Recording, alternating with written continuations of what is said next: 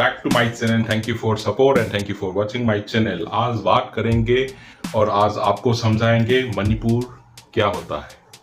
मणिपुर जन्नत है, जन्नत। क्यों बोल रहा हूँ मणिपुर जन्नत है? मैं नहीं बोल रहा है, इस गाना जो आज हम बात करेंगे, जो आज हम रिएक्शन करेंगे, उस गाना के बारे में हम बात कर रहा है। मणिपुर जन्नत क्यों है? क्योंकि मणिपुर जन्नत ही है। क्यों?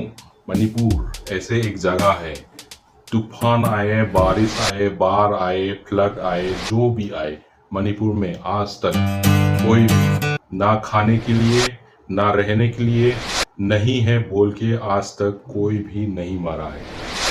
तो हो गया ना मणिपुर जन्नत। तो इसकी बारे में और मोर डिटेलिंग हम बात करेंगे इस गाना के जरिए।